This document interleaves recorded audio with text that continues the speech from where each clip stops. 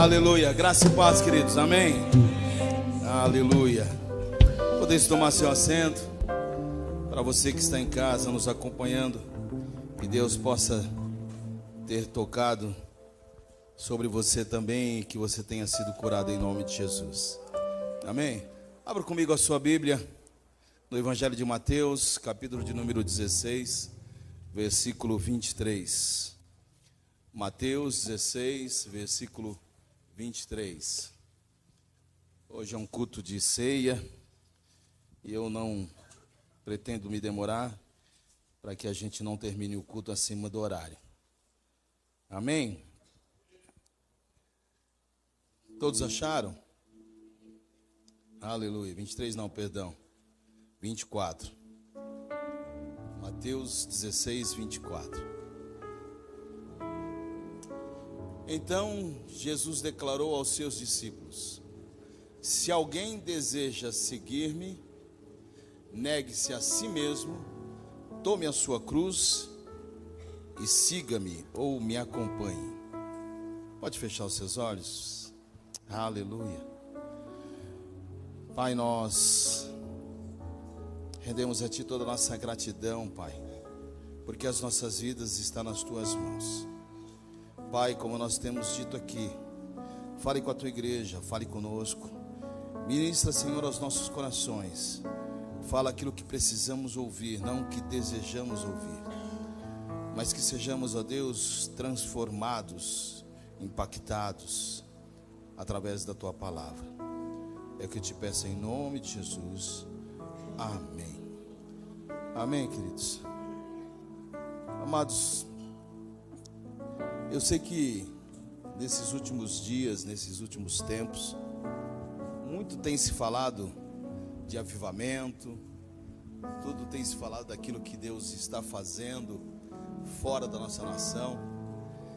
E essa semana eu ouvi um comentário de um pastor que eu achei interessante. Ele falou: nós estamos vendo pessoas querendo sair do país para ir aonde está acontecendo o tal avivamento nos Estados Unidos, fazendo caravanas para poder estar presente naquele lugar. Mas essas mesmas pessoas não são frequentes nas suas escolas bíblicas, nos cultos das suas igrejas, né? E querem buscar um avivamento em outro lugar. O avivamento começa quando você começa a entender o seu papel no corpo de Cristo, na igreja do Senhor. Então o maior avivamento que Deus pode fazer na sua vida é aqui, é nesse momento. Amém? Não adianta você ir em busca de avivamento se a sua vida não tem transformação. Então nós precisamos entender que o Evangelho é um Evangelho que nos transforma, que nos muda. E a proposta do Senhor Jesus, né, nos momentos em que antecede o cumprimento do seu propósito terreno, é continuar ensinando os discípulos acerca do futuro, daquilo que nos espera. Então, quando a gente olha para aquilo que Jesus está falando, Ele está trazendo a cada um de nós, a mim e a você, a oportunidade de um grande avivamento. O que é um avivamento?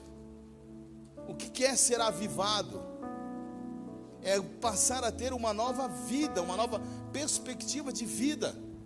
Uma vida não mais segundo o que você quer ou o que você pensa, mas segundo aquilo que Deus tem para você. Amém? Então quem está disposto a caminhar a mesma caminhada que o Senhor caminhou?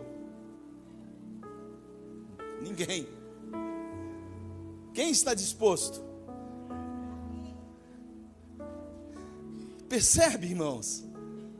A proposta de Jesus é uma só para os seus discípulos. Faltava uma semana para o cumprimento do seu propósito terreno.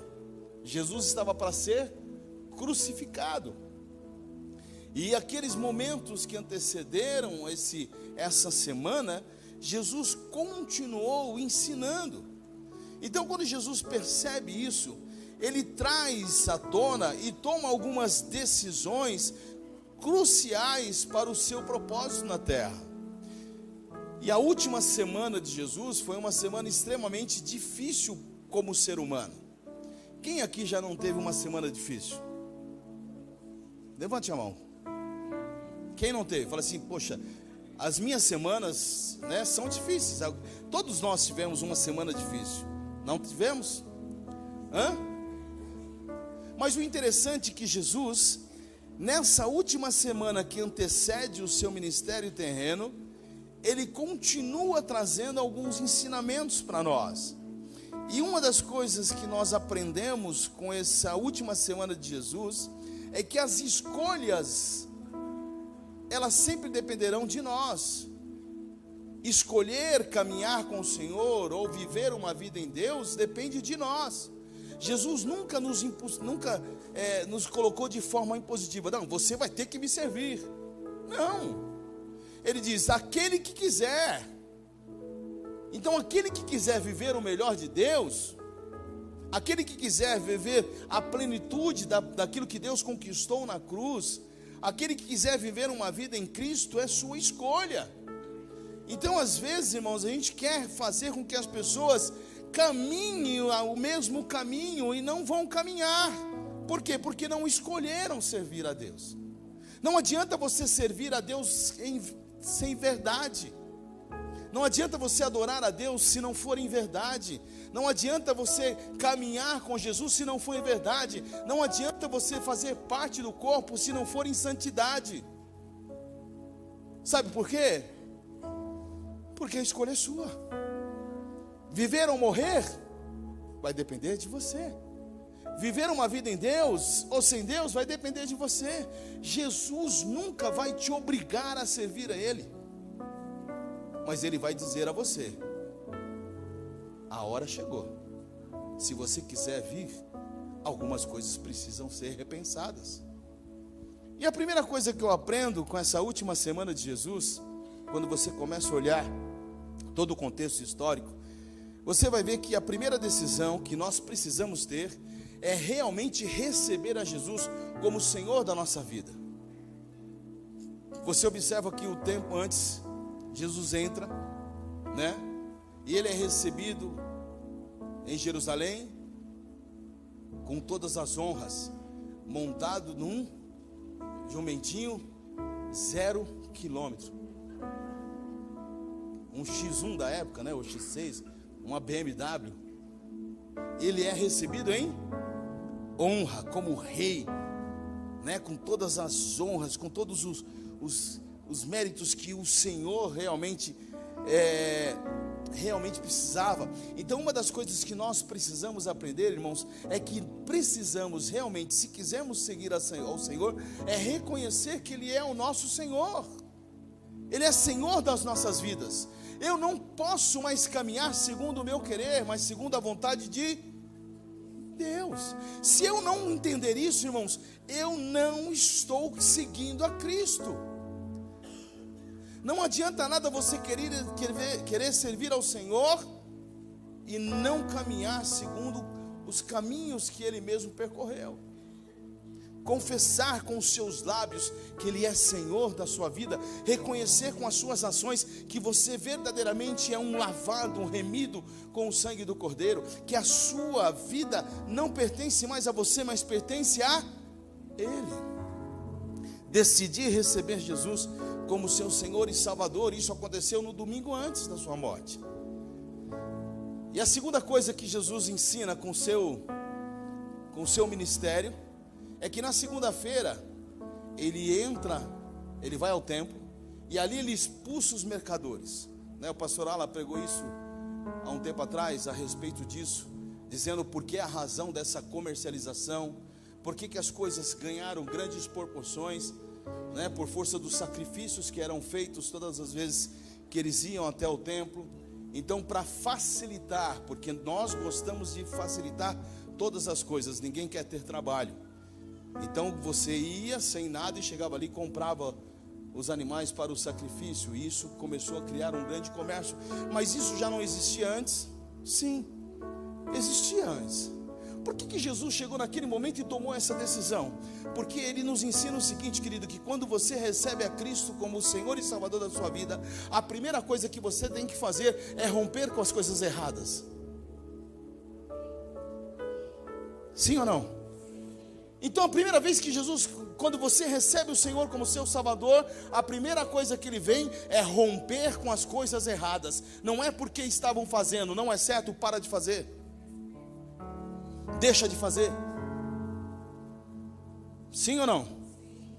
Romper, tomar decisões que verdadeiramente está errada, contrário à direção da casa do Senhor, daquilo que Deus quer. Então, por muitas vezes, nós observamos pessoas que aceitam Jesus, mas não querem romper com as coisas erradas. Continuam fazendo as mesmas coisas. Só faz uma adaptação, tudo vira gospel. Hã? Tudo vira gospel. Eu antes de me converter, eu ia pro pagodão, pro sambão. E agora é pagode gospel, escola de samba gospel. Tudo vira gospel. Só para mascarar algo que você não quer mudar. Sabe, continua com as mesmas práticas. Então quando Jesus olha para isso, Ele fala assim, é hora de romper. Então precisamos reagir, irmãos, e mudar as coisas, porque a Bíblia diz em Romanos 12 que nós não devemos nos conformar com o presente século, mas transformar-vos pela renovação da vossa mente. Muda, não pensa do mesmo jeito, irmão, não adianta. Eu brinco às vezes com jovens aqui, irmão, crente não pode ter namoro pentecostal, imposição de mãos e enrolação de línguas.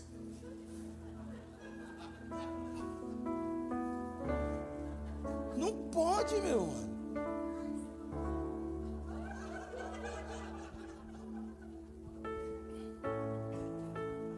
Não pode. Amém. Então nós precisamos entender isso. Jesus, Ele começa a romper com as coisas que estão erradas. Jesus amaldiçoou a figueira. Por quê? Ela estava no seu curso natural, mas a Bíblia diz que ela tinha flor. Então quer dizer, automaticamente ela tinha que frutificar. E a Bíblia diz que Jesus foi até ela e não encontrou o quê? Fruto. Então quer dizer, não adianta você ter cara de crente, tem que frutificar. Não adianta ter um dialético de crente, tem que frutificar. Não adianta dizer que não é, tem que frutificar. Então imagina, Jesus chega até você e não encontra em você nada. Aí fala assim, eu não sinto mais Deus. Não vai sentir mesmo, irmão. Tem que mudar, tem que romper, tem que expulsar, tirar de lado todas as coisas que não provêm do Senhor, as práticas erradas, as coisas erradas, porque vão impedir você de viver na presença de Deus. Porque é impressionante, irmãos, não precisa falar. A Bíblia diz que os olhos são o espelho da alma. Então o crente que está na prática errada, ele se denuncia. Ele se denuncia. Quando chega na igreja, assim, ixi, o pastor está vindo aí.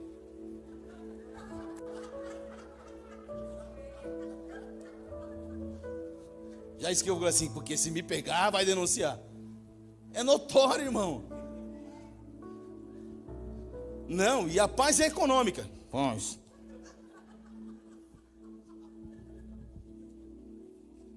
Fica longe, sabe? Então o que acontece? Precisamos entender que precisamos romper com as coisas erradas. É por isso que Jesus está ensinando que na segunda-feira ele chega e fala assim, olha, acabou, chega, não dá mais. E a terceira coisa, na terça-feira, lá em Mateus 21, uma das coisas que nós precisamos aprender, irmãos, é aprender mais da palavra de Deus.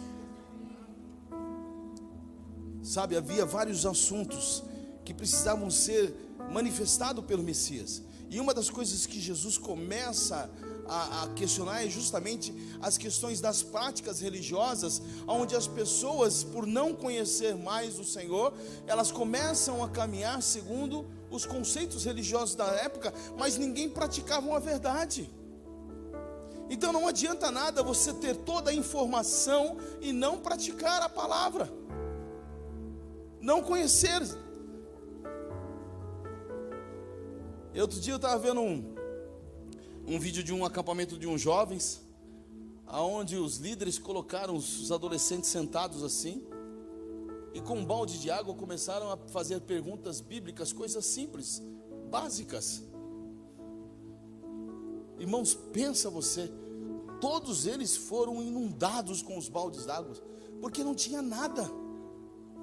E teve uma dessas perguntas que eu achei muito interessante, que o líder perguntou assim: quem estava com Jesus, né, no momento em que ele estava orando ao Pai? Quais eram os discípulos? Aí eu tô, 6?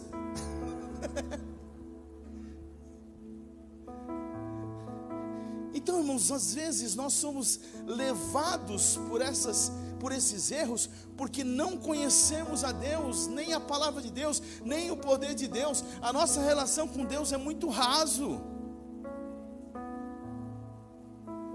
Se nós não temos intimidade com Deus, como é que nós vamos conhecer a Deus? Então uma das coisas que nós precisamos é receber a Cristo, deixar as coisas erradas e começar a caminhar com Ele e conhecer Ele. Amém? Porque se você não conhecer a Deus, irmãos, você jamais será alimentado por Ele, você jamais vai ser nutrido por Ele. Eu vi um grande pregador dizendo que quando ele começou a sua caminhada, ele chegou para um homem de Deus e falou assim: o que eu preciso para ter mais intimidade com Deus? Eu quero ter tanta intimidade com Deus. Ele perguntou assim: você tem tempo de oração? Você medita na palavra? Não, isso eu não faço não. Eu falei, então, como é que você vai conhecer a Deus e ter intimidade com Deus se você não ora e se você não medita na palavra?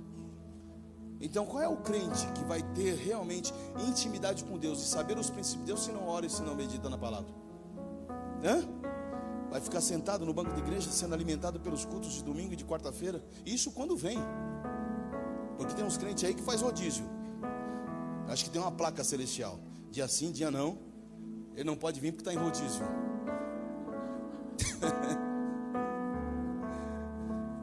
Não, pastor, eu já vim quarta-feira esse mês. Agora é só o mês que vem, né, pastor? Mas faz rodízio. Sabe, irmão, sem conhecimento de Deus, sem conhecimento das Escrituras, você não vai ter intimidade com Deus. Tome uma decisão de estudar a palavra de Deus, sabe, de fazer aliança com Deus. Porque se você não fizer isso, irmãos, você verdadeiramente não vai ter essa confiança em Deus. E precisamos aprender a confiar mais em Deus. Quarta coisa, que é confiar mais em Deus. Na quarta-feira, Jesus, ele continua dedicando os seus ensinos. E a Bíblia diz que uma certa mulher entrou na casa e ungiu os seus pés, né, preparando ele para aquilo que ele ia cumprir. Mas em contrapartida existia um outro plano acontecendo, que era o plano da traição.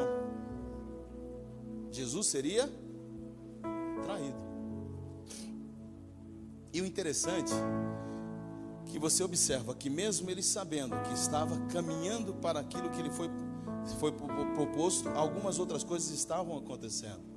E uma das coisas que nós temos grande dificuldade, eu digo nós porque eu também me enquadro nisso, é de aprender a assimilar a traição, a ingratidão. Sabe, isso é difícil, né, de você assimilar isso. E o interessante é que tudo isso estava acontecendo com Jesus, e na quinta-feira ele ia celebrar a Páscoa.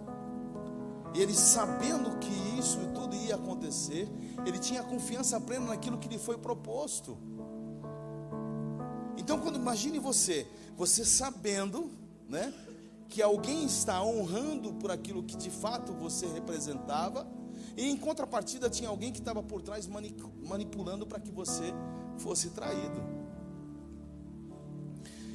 E um interessante é que o judeu, no ato de você molhar o pão com alguém, significa princípio de honra, né? Aquele que senta na mesa com você, que come na mesa com você, que partilha o pão com você, é uma questão de honra. E Jesus estava honrando aquele que ia traí-lo. Sabe o que eu aprendo, irmãos? O que eu aprendo é que mesmo sofrendo traição, mesmo sofrendo injustiça, aquele que sabe o caminho que está percorrendo, jamais será mudado na sua natureza em Cristo. Então, por mais que as pessoas possam te trair, ela não vai mudar aquilo que você carrega. Sabe? Por mais que você possa ser afrontado, enganado, mas aquilo que você carrega jamais vai ser mudado. Pode dizer isso comigo? Aquilo que eu carrego, mesmo que eu seja traído, não vai mudar aquilo que eu carrego em Deus. Aleluia. Então Jesus vai nos ensinando tudo isso nos últimos dias da sua crucificação. Aí ele senta à mesa, come com o abençoado, para dizer assim: olha, independente de qualquer coisa, eu escolhi viver em comunhão. Porque é isso que o Senhor está nos ensinando. Independente de qualquer coisa, irmão, temos que aprender a viver em comunhão. Olha o abençoado que está do teu lado. Vê se você tem cara de crente.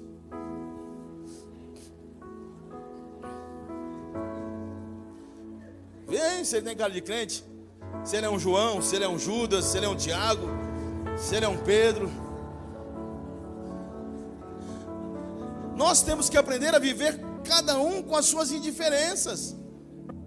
Então nós precisamos entender que a mesa é o lugar da comunhão. Então Jesus diz assim, ó: nada pode nos tirar da comunhão, mesmo um Judas sentando nela. É essa escolha que Jesus está nos ensinando, irmãos. E tem tanta gente que para no caminho, sai fora, ou deixa de seguir Jesus, porque não consegue viver em comunhão.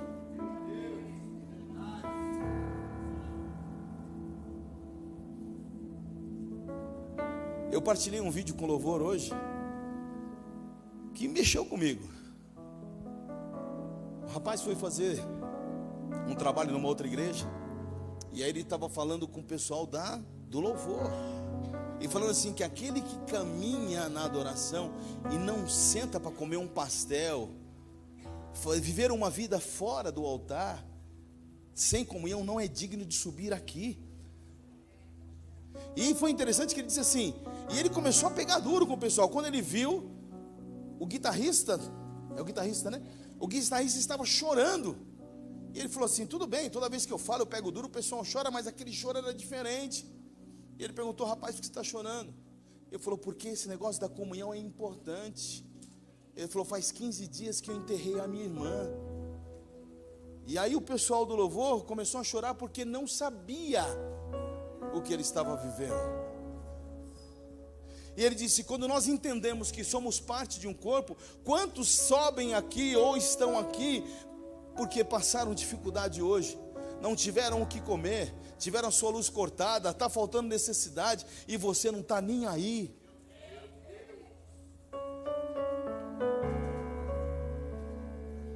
É isso que Jesus está nos ensinando.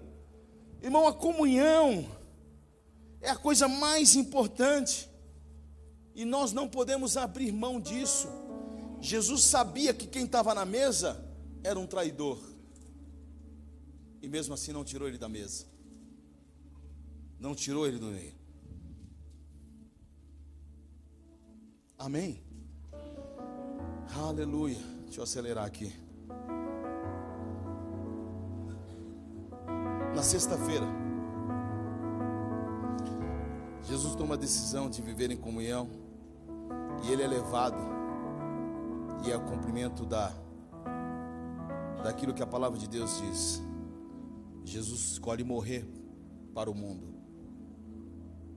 E uma das maiores dificuldades que a gente tem, irmãos, é verdadeiramente deixar o mundo. Porque o que nos prende no mundo? Quantos foi aqueles que foram evangelizados por alguém e disseram assim: não, ainda é cedo para aceitar Jesus? Quem já disse isso? Seja sincero, irmãos. Sabe? É como se, meu Deus, quando eu for velho, eu posso aceitar Jesus. Porque deixar o mundo não é fácil, principalmente quem nasceu nele, né? Aí você fala assim, aceita Jesus. Falou, o que eu tenho que fazer? Você tem que deixar a vida que você está levando para começar uma nova vida em Deus. Que vida é essa? Longe do pecado, da mesa dos escarnecedores, da orgia, da bebida. Ah, pelo amor de Deus, quem é que consegue viver sem isso? Porque tem dificuldade de deixar. E quando você deixa, você parece que sofre um abandono coletivo. Todo mundo te deixa, né? Mas tem que deixar. Precisa deixar. Porque nós precisamos morrer para o mundo e viver para Cristo. Amém? Pegar a sua cruz, é que Jesus disse, aquele que quiser vir após mim, negue-se a si mesmo, deixa todas as coisas, pega a sua cruz. Cada um tem uma, irmão. Cada um tem um caminho para percorrer. Mortificar o quê? O que você precisa mortificar? A sua carne, as concupiscências, os desejos que você tinha. Porque não é fácil. Principalmente quem não nasceu em Cristo. Tem alguns que nascem, mas se perde, vende o berço, faz permuta, né? E depois volta. Mas e aquele que não nasceu? Que se contaminou com o mundo? Eu falo assim, eu quando me converti foi fácil deixar algumas coisas, mas o vício do cigarro foi terrível. Minha mãe está aqui, lembra? Eu era capaz de fumar um cigarro por dia, mas não era capaz de deixar o bendito do cigarro. Mas todo dia lutando contra uma natureza. Eu precisava deixar. Porque se eu não deixasse, eu não podia seguir. Algumas outras coisas foram mais fáceis, mas o cigarro foi difícil. Morrer para o mundo é o que nós precisamos fazer. Então quando Jesus disse, a cruz é dolorosa, cada um tem a sua. Uma mais pesada, outra mais leve, mas todos nós temos que caminhar e carregar ela. Amém? Aleluia. E a última coisa que nós precisamos aprender, amados, é que nós precisamos esperar em Deus, viver uma vida só para Deus. É isso que nós precisamos. Viver uma vida para Deus, para glorificar a Deus, para que Deus seja exaltado através da sua vida. Porque se você não fizer isso, irmãos, você não vai entender o propósito de Deus. Ser discípulo do Senhor é caminhar da mesma maneira que Ele caminhou, e fazer as escolhas que verdadeiramente façam com que você desfrute o melhor de Deus. Deus não quer que você faça sacrifício por nada, porque tudo Ele já fez por você. A única coisa que Ele quer que você faça é que você o receba e verdadeiramente caminhe em busca de uma vida em Deus, para viver o melhor de Deus. Porque se você não fizer isso, irmãos, certamente você estará distante do propósito de Deus. E não tem como você viver tudo isso se você não entender esses princípios. Amém? Tome uma decisão hoje de viver uma vida em Deus, para Deus e para que o nome do Senhor seja glorificado. Amém? A caminhada para uma vida com o Senhor, ela é verdadeiramente onde você vai romper coisas na sua vida, deixar o que é errado, caminhar diante de um propósito certo em Deus. Amém? Vamos se colocar em pé.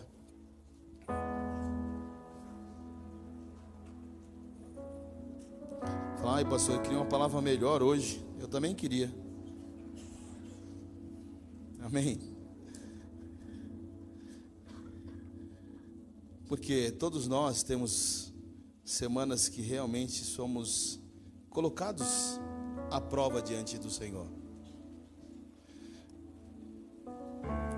E o que nos deixa às vezes um pouco entristecido é que nós vemos as coisas repetirem, até como no tempo do Senhor. A pastora um certo dia trouxe uma mensagem aqui dizendo: quem você é? Discípulo ou multidão? Porque a multidão vem pelo barulho, a multidão vem pelos milagres, a multidão vem pelos acontecimentos, mas os discípulos não. Os discípulos vêm para serem ensinados, para dar continuidade àquilo que o Senhor Jesus Cristo estabeleceu na terra. Uma das coisas que nós precisamos entender é quando Jesus disse que uns plantam, outros regam e outros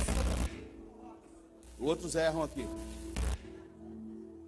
Uns plantam, uns regam e outros colhem. Qual é o entendimento que nós temos disso? O que Jesus está dizendo que é assim, um vem e começa a obra, aí vem outro e melhora o que começou, e aí vem outro e desfruta daquilo que começou. Então, um dia, alguém começou uma obra na minha vida, ministrando, me ensinando, tendo paciência comigo, porque, irmão, não foi fácil, foi difícil. Eu falo, se eu fosse evangelizado por mim, eu já tinha desistido de mim, porque não foi fácil. Foram 8 anos, até um dia que a pessoa disse assim, chega, eu cansei. Aí veio o outro e continuou regando, até que começou a frutificar. Aí veio o outro e abraçou. E hoje estão colhendo.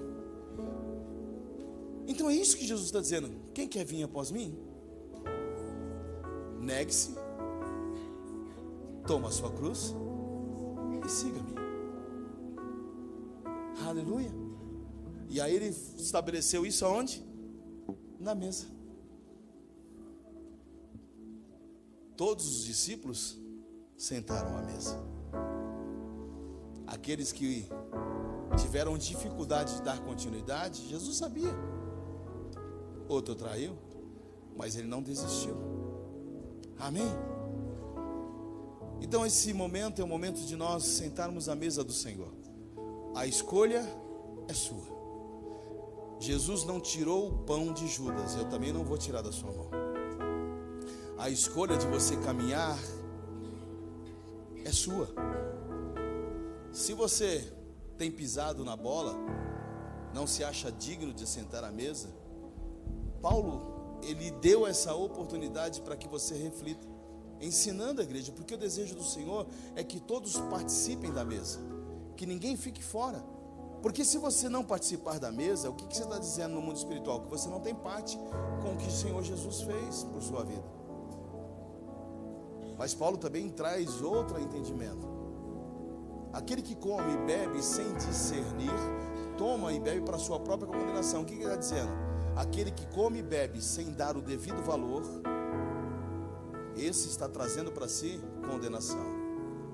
Mas aquele que pode entender hoje, se arrepender, examinar, aí Paulo diz, depois de ter feito isso, beba e coma. Amém? Então nós vamos dar a você a oportunidade de dobrar o seu joelho se puder. Se não puder, fique sentado, fique em pé, mas não deixe de falar com o Senhor, não deixe de conversar com o Senhor, porque o desejo é que você participe da mesa e coma do pão. Aleluia.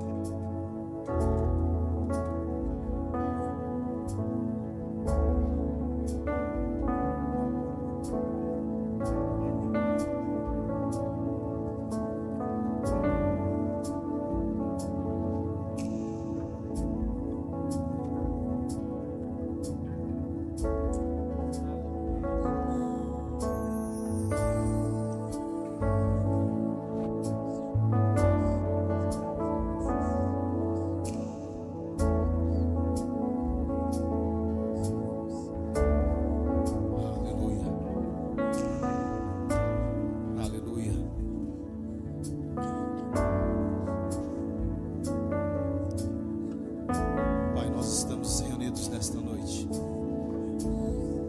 para sentar à mesa do Senhor e trazer à memória, Pai, o seu sacrifício pascual, onde nós entendemos o teu sacrifício, aonde o Senhor morreu a nossa morte, para que possamos viver a sua vida. O Senhor purificou o nosso sangue de toda condenação e nos fez livre, Pai. E o Senhor nos atraiu e nos trouxe para esse tempo de comunhão, onde nos alimentar do teu corpo e beber do teu sangue, Senhor, traz um renovo em nossas vidas. E que a partir desta noite, Pai, o Senhor nos tornou dignos de comer do seu pão e beber do teu sangue. Aleluia.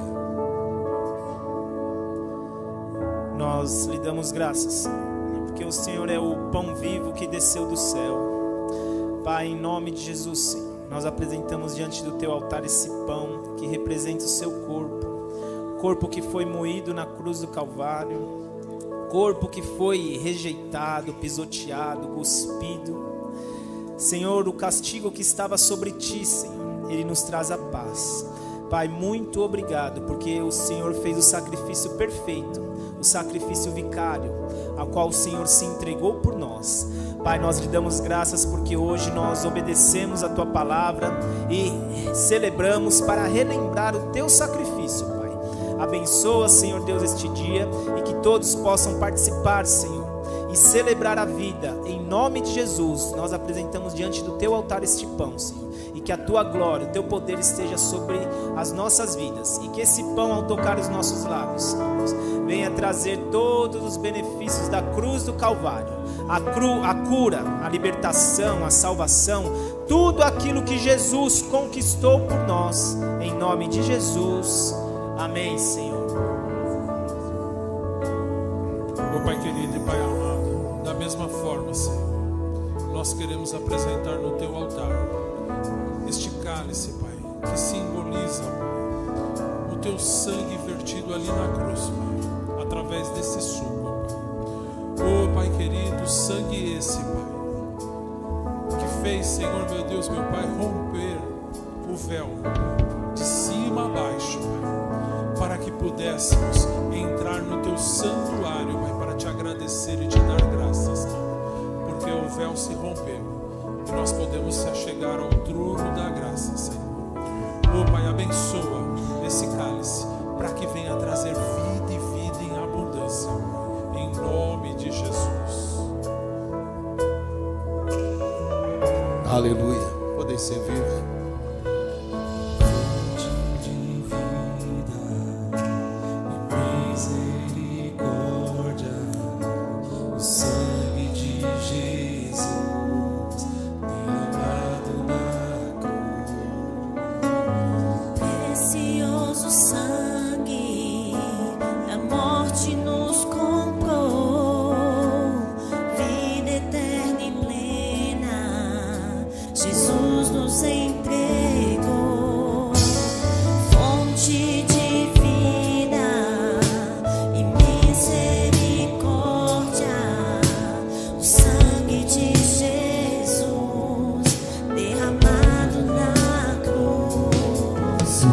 Precioso sangue da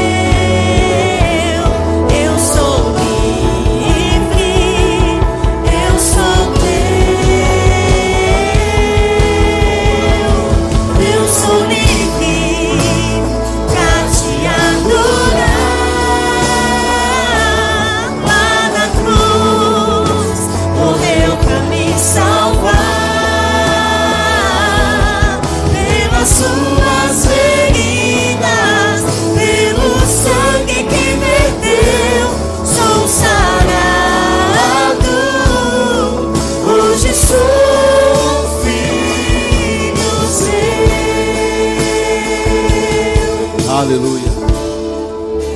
Todos pegaram o pão. Tem alguém que ficou sem? Aleluia.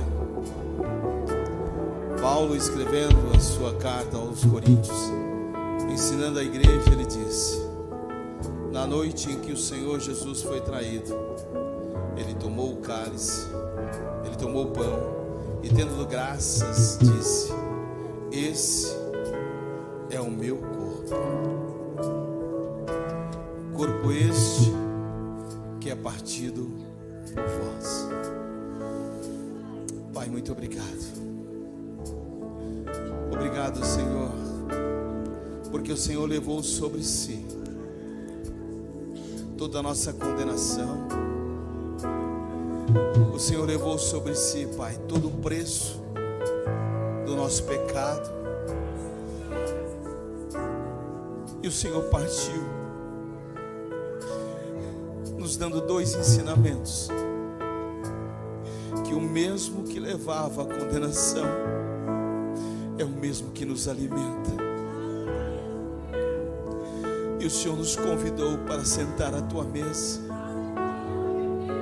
não por aquilo que éramos e nem por aquilo que somos, mas por aquilo que nós nos transformamos no Senhor.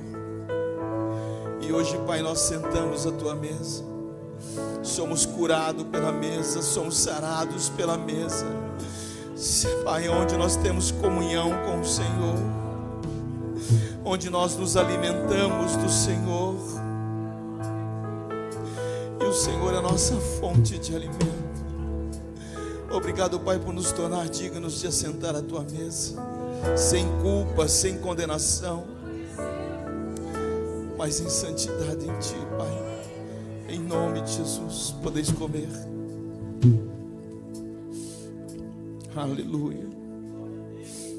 Aleluia. Semelhantemente, depois de ter ceado, tomando o cálice, disse: este é o cálice da nova aliança no meu sangue. Você não é mais salvo pelas tuas obras, você não é mais salvo por aquilo que você fez, mas você é salvo porque eu te salvei, porque eu te remi, eu te comprei. Eu derramarei o meu sangue como preço para os seus pecados e as suas transgressões. E a partir de agora você é meu e eu sou teu. Você é um em Cristo. Aleluia. Aleluia. Podeis tomar. Aleluia. Aleluia.